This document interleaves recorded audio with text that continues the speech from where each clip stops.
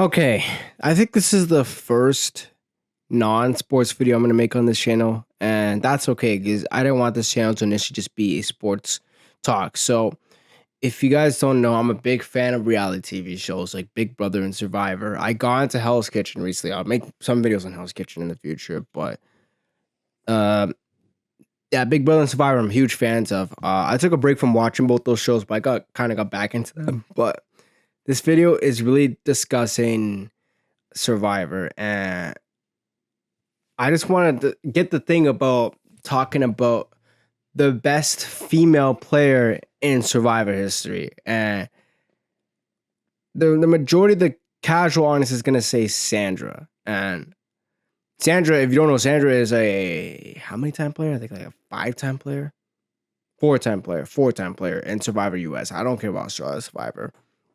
4-time player in Survivor US, a 2-time champ, a 2-time pre-merge boot, and she's discussed as the greatest player of all time, which I strongly disagree. I like Sandra. Sandra's one of my favorite players to ever play Survivor. Just as a character, she's so interesting in the confessional. She's so interesting in her cutthroat confessionals to Russell Hantz and Heroes vs. Villains. That's why Heroes vs. Villains is arguably my favorite season of all time with Kagion. But you have that going on for her, but that's just character moments. I can't really say overlook her gameplay and say she's the GOAT. You could be a GOAT at being a character, but you can't say that you're the GOAT as a player. And that's where I got like guys like Parvati and Kim Spradlin as better players than Sandra. And specifically Parvati, because I know they had beef going on before they went on the Traders in 2024. That's when they went on the Traders. I'm more 2023. They filmed it before then, but they had beef going on that area, and I was always on the side of saying Parvati's a better player and it's not really close. And I still stand by that. And Parvati's a bit overrated. Like, I think she is a little bit overrated. I overrated her in the past. I called her the best player of all time. I don't know if I stand by that. I know she's obviously a top 3 player for me still, but I don't know if I stand by her being the best player of all time because she is lacking on some certain aspects of her game.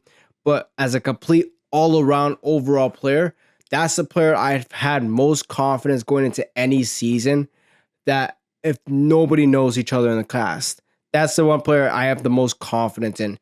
Over guys like Tony, over Kim, and over Rob, who else? Over Sari. Like, that's why I think Parvati is probably the best player I can think of going into any season.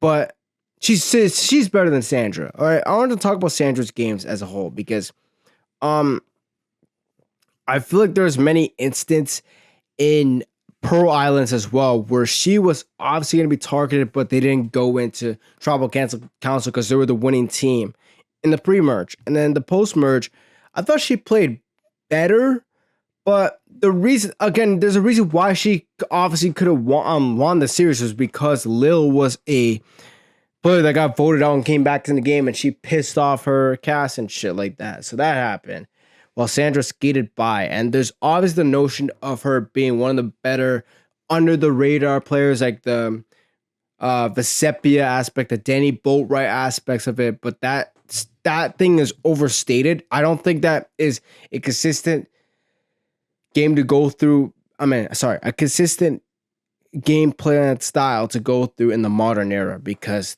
they're going to catch onto you and to say, how are you still here? And you're flying under the radar. You're going to come off as a GOAT, or you might just get sniped before the end. That's those things, but it didn't really happen in the early days. And then Heroes vs. Villains specifically, because that's when I have way more memorable of, even though Pearl Islands is still one of my favorite seasons of all time. But again, that season, she not only tried to get rid of Russell and failed at multiple times throughout the game, but ultimately led her to her going to the end with Russell and beating him, which kudos to that. I think she's a better player than Russell. Kudos to that. But again, she tried to get rid of Russell so many times throughout the game and be super unaware that she would have beat him at the end. And that happened, man. That happened. And I can't really say you're credited as the best player of all time if you just get lucked out like that twice.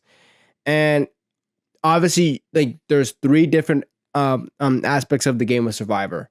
You have to be good physically, you have to be good socially, you have to be good strategically. And socially, I think Sandra is gotten better throughout the years. I think she has gotten better throughout the years. Strategically, she is underrated. She's a little bit underrated, just a tad bit underrated. I think there's a showcase of it of her strategic game in the traders. So I'll say she's a tad underrated in that aspect. But physically is a big thing I can't say she's the GOAT at. Physically, I'm sorry. I'm sorry. You can't be the GOAT of Survivor and not be able to win an individual immunity challenge. I feel like needing an individual immunity challenge harms your game, but as a player, you have to have that ability to be able to win a challenge to proceed yourself throughout the game. If you need to get a challenge, win, and you can't do that, I can't say you're the best player of all time. You can't go on to being the best player of all time if you're really lacking in one aspect of the game. Unlike someone like Parvati, who is probably the best female challenge player of all time physically, I think she might be with Kim, or even you can say what's her face, Sarah Lucina. Now, I can't put Suri in that conversation because Suri is not the best at challenges, but again, Suri obviously has a better social game and she has the better strategic game.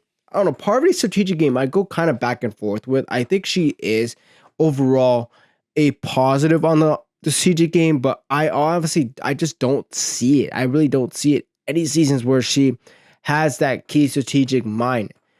I think she has good reads though. I think she has very good reads. But again, I don't really see the consistency with her strategic game. And socially, she comes off as super unlikable in her season. And then again, I mean, that was back when she was a lot younger. I think like modern Parvati is more likable nowadays. Like I think it showcased more in the trailers that she was more likable than she was back. Same with Survivor 40, where she was more likable than what she was back in Micronesia and Cook Islands and Heroes vs. Villains. Like those seasons where she came off as an outside on her cast. And Parvati's obviously a better player in terms of being able to play from the bottom and playing from the top, where she succeeded in both of those things. I'm not going to mention the idol play in Heroes vs. Villains because that is overrated, a bit overrated. Because if that happened, I still think JT goes home. I still think he does. I don't think she needed to do it, but she still did it. If anything, I think Russell's play on the idol was so much better, and with Tyson, that was much better than what Parvati did with the double idol play in Heroes vs. Villains. But that's for another story. But you have those things going on for her, and just her being a better physical player, a better strategic player, and around the same socially. I think I'll give the edge to Sandra socially, but Parvati also, I mean, she lost to Sandra, but that was not really her fault at all. I don't think it was Parvati's fault. That was just losing by Russell being Russell. I think Parvati 1,000% got robbed that season. She should be a 2-time winner. And her Micronesia game being better than both of Sandra's games by a long shot, like not even close at all. And she just has a better resume in terms of finding idols, winning challenges, not being on the chopping block as much. I think she actually, no, never mind. I lied about that. She was on the chopping block a lot for that specific season. But you have those things going on for her. And, I can't say the same for Sandra. And I really like Sandra. Like, I really do like her. She's one of my favorite players of all time. But I can't say she's the greatest female player of all time if there's the obvious blatant one over there. And Parvati, who has showcased that she's just a better player than Sandra, and who I could trust more going into any given season if the players don't really know her. That's just the player that, I mean, to be fair, she's also pretty good socially as well. I mean, it showed in Micronesia as well, where led the Black Widow Brigade and all that stuff and was able to win. I think in a final two between her and Suri, that is close. That is very close, but I think she beats pretty much everybody else out there. So you have that going on. Sandra, on the other hand, she got her final two. I think she beats Jerry, but it's very close. But I don't think she beats Rupert. I don't think she beats Colby. I don't think she beats any of the heroes. So she got a final three because Russell sucks ass. So you have that going on. And Pearl Island, she only beats Lil. I think she is very close against Fair Play. But then again, I think she loses to pretty much everybody else on Pearl Island. So, yeah, that's a Survivor video. I know y'all are going to care about this or not, but I like the show Survivor, and y'all should watch it. I mean, I can't wait for Survivor 50. No, I changed my opinions on who the greatest player of all time is, but it's not Sandra. It's not Sandra. Parvati is probably the best female player of all time. I go back and forth between her and Kim. I lean towards Parvati still, but Kim has the better resume, but it's also a short sample while Parvati has the longevity of it as a whole. But it's super close between those two. But yeah, man, that's it. Take care, y'all, and I'll see you guys in the next video.